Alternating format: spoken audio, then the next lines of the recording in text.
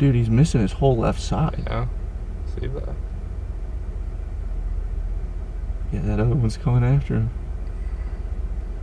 No way.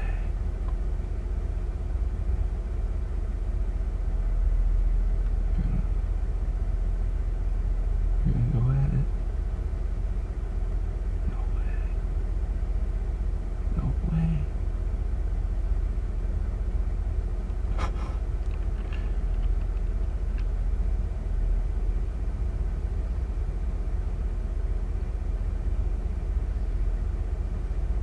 There's a third buck, Zach. Did you see him? Yeah, running. Little guy. That's a fourth buck, rather. They were all with that doe.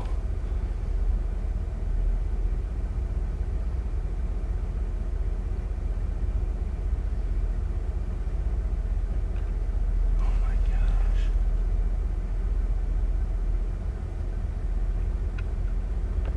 There's a fifth buck.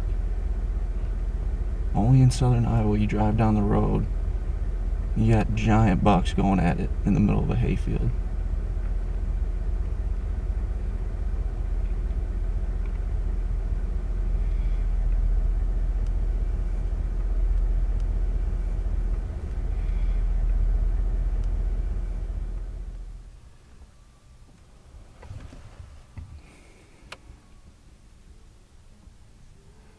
There he is to the right. Yeah.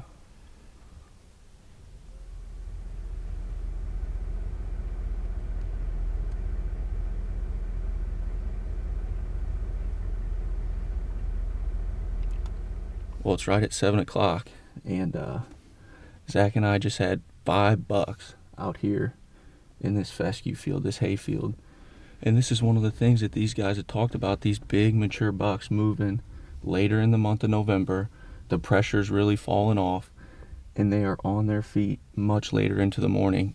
You'd have to assume that that doe was in heat with those 2 big mature bucks going at it and 3 smaller, 2-year-old bucks in the general area. So, that just solidifies their point of these big deer moving later in the day, later in November, pressure's falling off. These deer are starting to get a little bit more comfortable and start to find those last does. We're gonna go hunting though, huh? We're gonna go hunting. Let's do I'd say it. fire that truck up and let's get on down the road. That's a big buck too, Zach. Look right above the bobcat. Can you see him? Above the bobcat to the left, in between the house.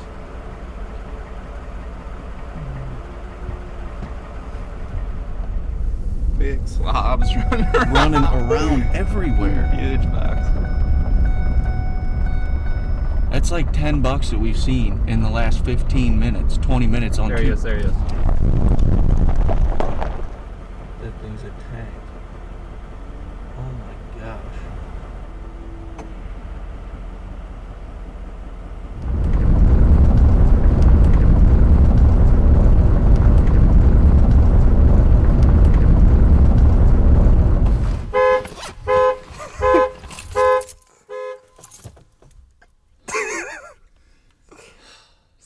Great start to the time.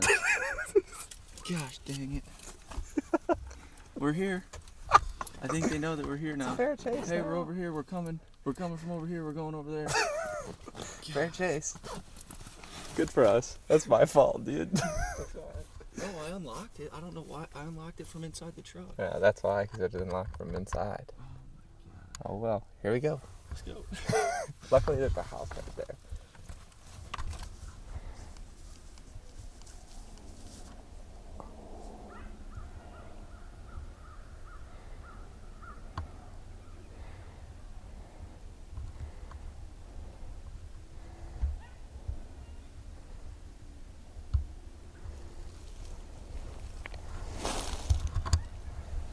It's just a spike. Can you see it? Yeah. Should we just keep going?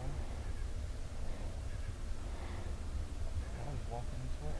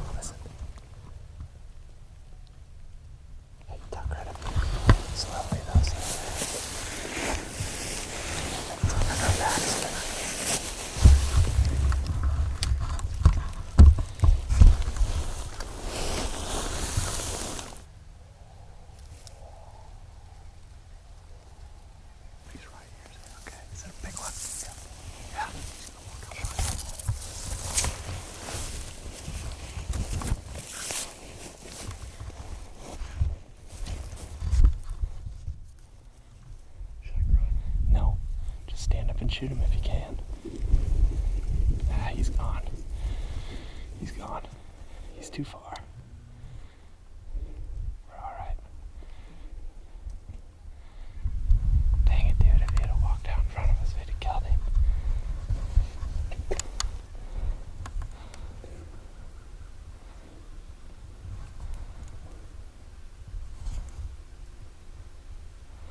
He doesn't know what we are. I think he just heard us. Do you see? Yep. If it goes out of frame, do we go back that way? Now he's running over. He's just gonna go back further in there, you know he is. Is that bug over there? That's just unlucky, dude. Had he just came down that fence line like I thought he was going to, we'd have had him for sure. That sun's back there. He never saw us. We just gotta keep using that to our advantage, though, that we can hear him, because while that sun's low, we're walking with the sun at our back like that, Yeah. and the wind's in our favor. If we get something crossing in front of us, like, and he's probably just gonna loop back around and go down that bedding area down there. Yep. I don't see him doing anything over there. There's not a lot of land. No. I mean, there's gonna be 10 more bucks doing that today. They are running around like crazy today. It's unreal. I mean, it's like $15 that we've seen, and it's 7:45, and we've been out of the truck for 10 minutes. We almost got that buck. We just had a shooter buck at 20 yards. Had he worked down that edge and popped out right there, Would have been we'd perfect. have got him. Man, that would have been a slam dunk. Yeah, it would have been. Just, we're gonna get lucky at some point. Well, our wind's blowing back the way that he went, so we probably ought to get down in this creek and just, we're gonna be able to hear him, dude. Yeah, oh yeah. We'll be able to hear him running around. Gotta use that to our advantage today. Yeah.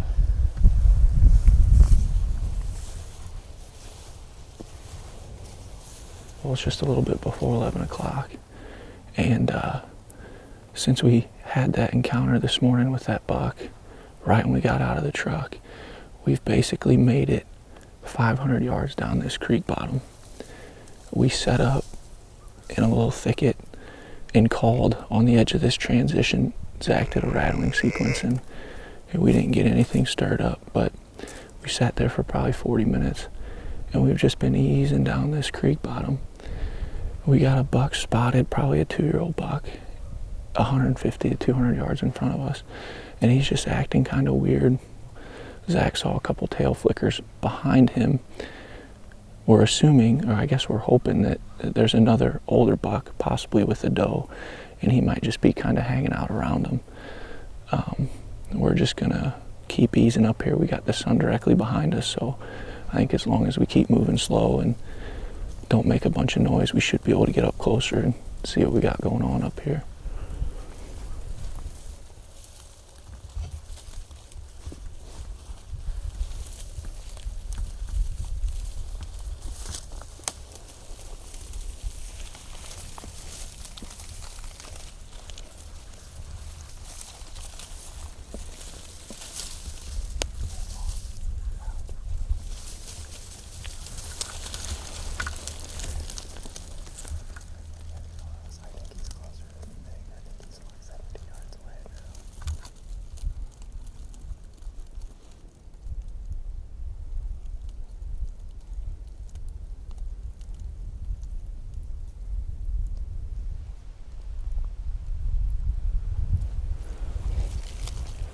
Well, it's about 1:40, and Zach and I have made it to the far north side of this piece of public.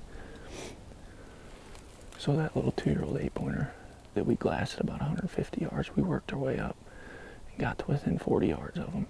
He eventually stood up and worked his way back to the west, and that was our plan. We were going to take the creek all the way to the north, which is where we're at. Cut back to the west. The wind was coming out of the west today, switching from a southwest, so we just made a big circle. But like I said, the wind's switching back from the southwest. It's going to be perfect for us to work back to the south, and eventually we're going to try and end up close to where we had the encounter with that 8-pointer last night. So basically we worked the transition line from this creek bottom to these CRP fields to the east.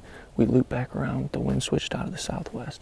Now we're gonna work this transition line from creek bottom to a little cedar thicket where the elevation kind of changes this evening with the wind blowing southwest back into our face. We've got a little spike buck bedded right on that transition. So we're gonna get up, we're gonna keep easing our way back to the south.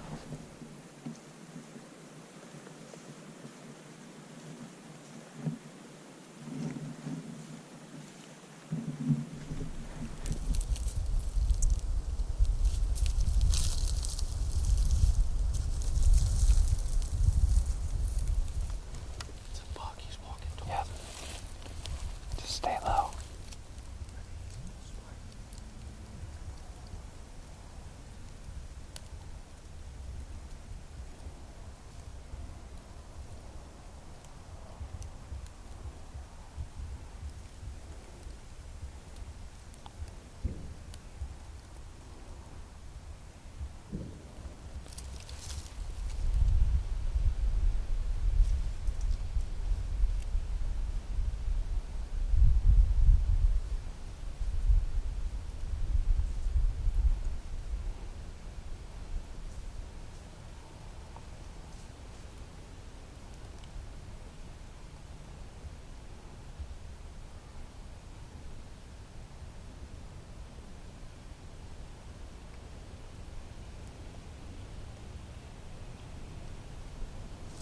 Dude, holy cow. That was hilarious. That could have been a big one. I think you actually could have got a shot. I think you just got to draw right when they're not looking and just hold it. We made it 5 yards. And I saw a deer walking that transition line. That wasn't the deer that was bedded, was it? No. It was a different one. It's definitely a different one. I saw him posture up to that other one. Yeah, we're gonna be in the money here. This is looking good. That's exactly what we wanted to see when we got here.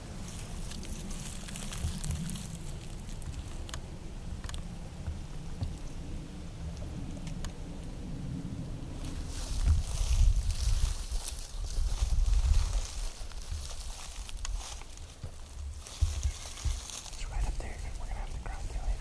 Get right here.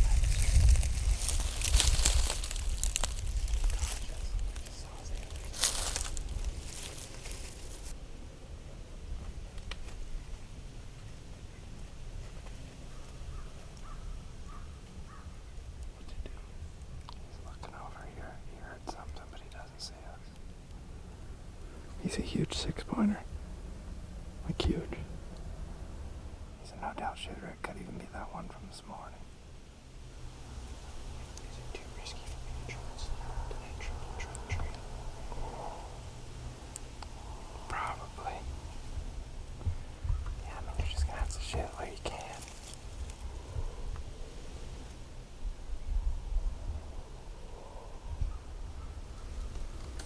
Might even be bedded down. I don't really know what he's doing.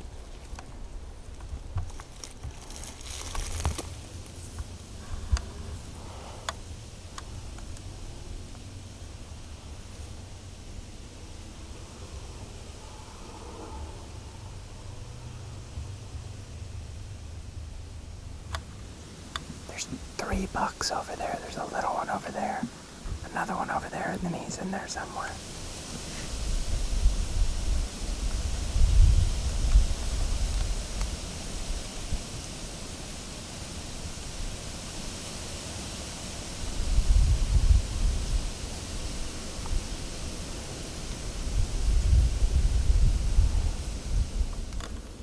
He just got up.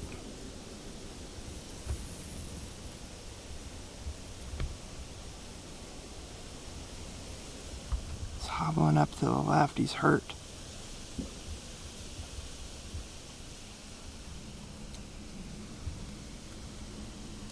Well, it's about 4 o'clock, and Zach and I have been set up on this big 6-pointer that the guys saw in early October. He was bedded down at like 50 yards for, gosh, I don't know, an hour and 15 minutes. 2 smaller bucks came and got him up. As he was walking down this transition line back to the south, the way we were initially heading, we saw that he was limping, so he's either been shot, he broke a leg, something, but he was not 100%. He was limping out of here, so we'd really like to shoot that deer. He's mature, and obviously he's hurt, so we're going to keep working to the south. We've probably got an hour of daylight left. We're going to see if we can't get down closer to where we saw that 8-pointer last night.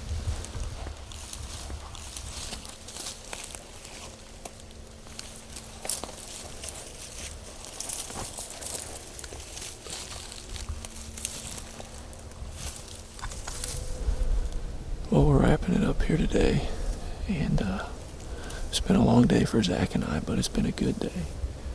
Started the morning off with deer running around like crazy on our drive to this spot, and then we got about 200 yards from the truck and had a nice buck walking through a CRP field. We were just on a mowed trail. We could see the truck.